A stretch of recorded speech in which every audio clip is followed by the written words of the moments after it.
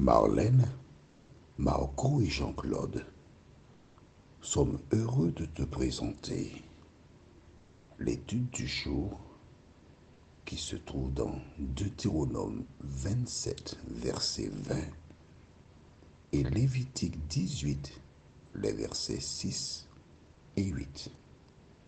Le thème est qui couche avec la femme de son père. Juste avant d'aborder ce thème, prions. Notre Seigneur et notre Dieu, nous revoilà en ta présence. Nous voulons avancer. Nous voulons connaître les normes. Nous voulons connaître la vérité. Nous voulons savoir ce que tu attends de nous. Alors merci pour la parole, la Bible qui a toujours été là pour nous. De nous aider, Seigneur, à la comprendre. De nous aider, Seigneur, à l'étudier. Car nous n'aurons aucune excuse lors du retour de Jésus. Merci, Seigneur. Merci, Saint-Esprit, de nous éclairer. Au nom de Jésus et pour ta gloire éternelle. Amen. Alors, Deutéronome 27, verset 15, dit la première malédiction, maudit soit l'homme qui fait une image taillée ou une image de faute, c'est-à-dire une idole. C'est la première malédiction. La deuxième, maudit soit celui qui méprise son père et sa mère. La deuxième malédiction, mépriser ses parents. La troisième, verset 17, maudit soit celui qui déplace les bornes, qui vole au prochain. La quatrième, maudit soit celui qui fait garer un aveugle. La cinquième, maudit soit celui qui porte atteinte aux droits de l'étranger, de l'orphelin et de la veuve. Selon toi, est-ce que ces thèmes sont toujours d'actualité? C'est ça la question.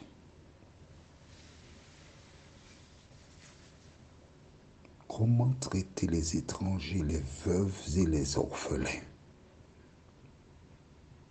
Ce que Dieu a donné par le passé, est-ce toujours d'actualité? Tu as répondu oui. D'accord, c'est très bien puisque c'est écrit. Nous le voyons. Alors explique-moi pourquoi dans tes communautés, ces thèmes n'ont pas été développés avec toi.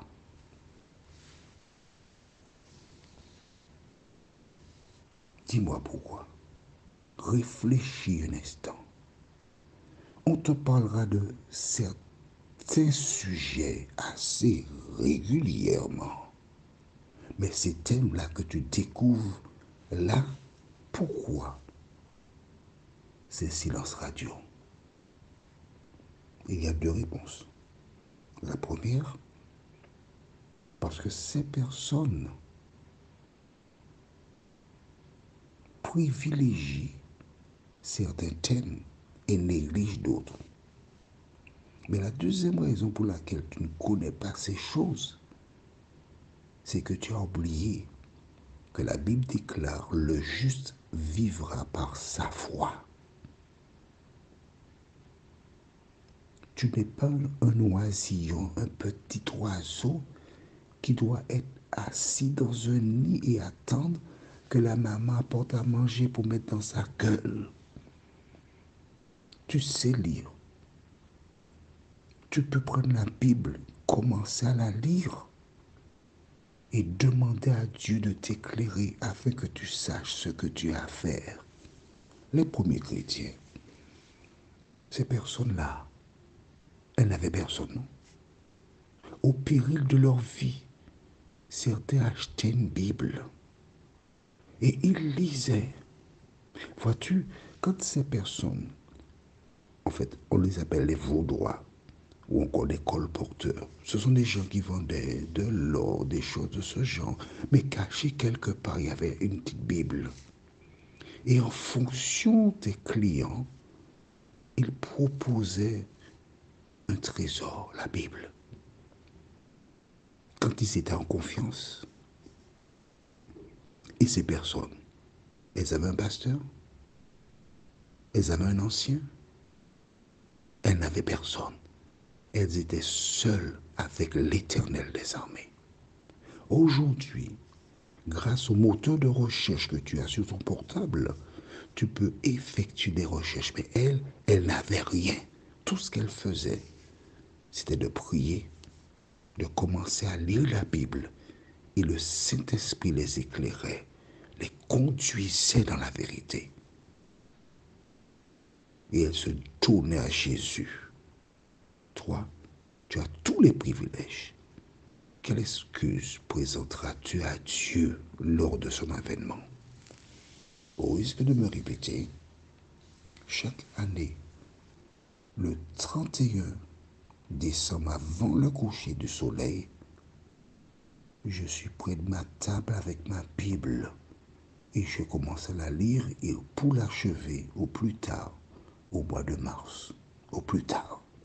C'est pourquoi donc que l'enregistrement que tu es en train d'écouter là, aujourd'hui, nous sommes le 2 juillet 2024, 21h37 aux Antilles et en Europe 3h37. J'ai commencé depuis quelle heure? 2h05 du matin à enregistrer les audios. Pourquoi? Parce que je dois finir un cycle. Alors tu sais que bien que cet audio que tu entends est celui du 15 octobre 2025, il est enregistré à quelle date? Le 2 juillet 2024. Pourquoi? Parce que je dois finir ce premier cycle. J'ai presque fini. Je commencerai le second cycle parce qu'il y a 2 méditations pour l'année de 2025 et je veux finir avant les Jeux Olympiques. Pourquoi? Pour ne pas avoir de pression, de stress et lire la Bible à partir du 31 décembre 2024 tranquillement parce que je sais que les audios de 2025 sont déjà enregistrés afin de donner la nourriture au peuple de Dieu. Je dois commencer par me nourrir moi-même. Tu comprends ça? Bien. Alors lisons dans Deutéronome 27, verset 20. Maudit soit celui qui couche avec la femme de son père, car il soulève la couverture de son père, et tout le peuple dira Amen. La Bible déclare qu'un homme ne doit pas avoir des rapports avec la femme de son papa.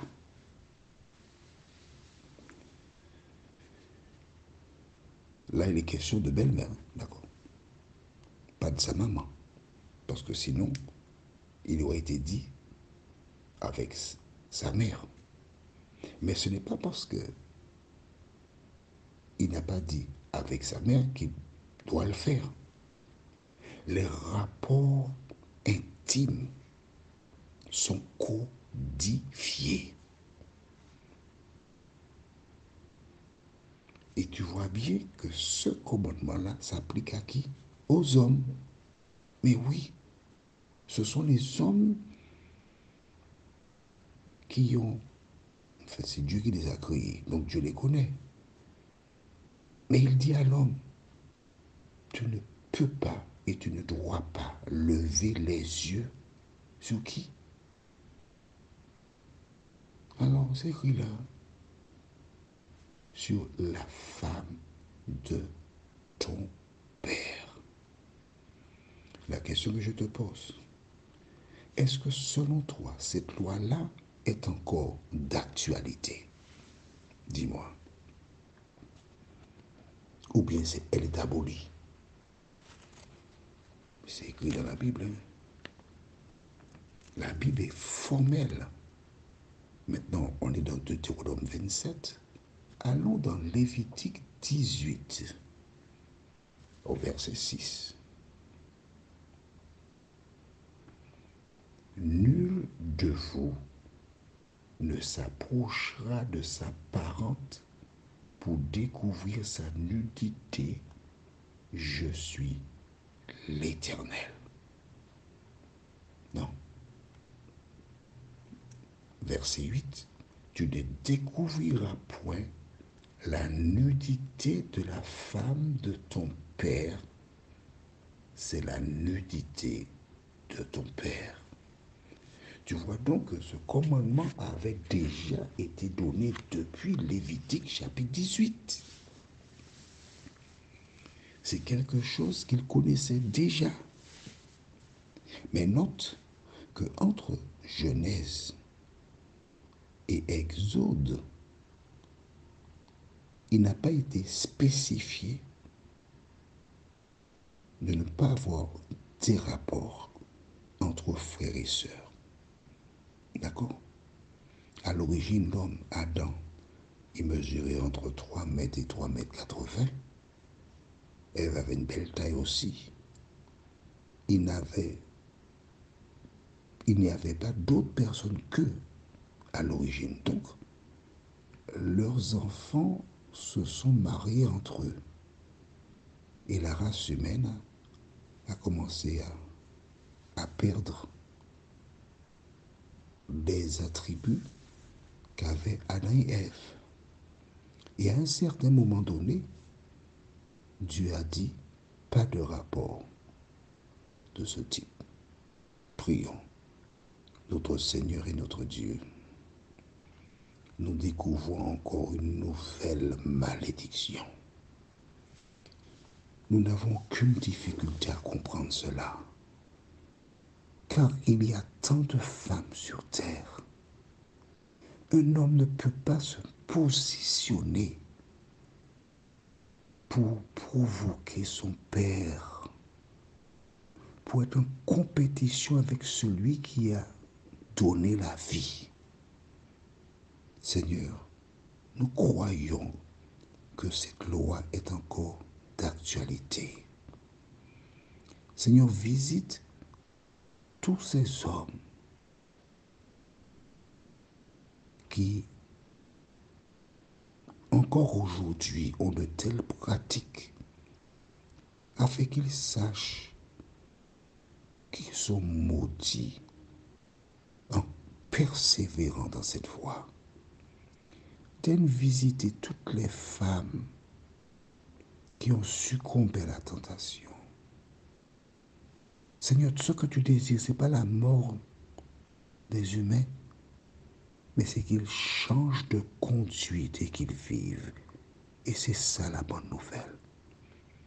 Quel que soit le nombre de mois ou d'années, ces personnes ont vécu en opposition avec ta parole. C'est parce que tu les aimes que tu envoies cette méditation pour eux. Permets qu'ils entendent au nom de Jésus. Amen.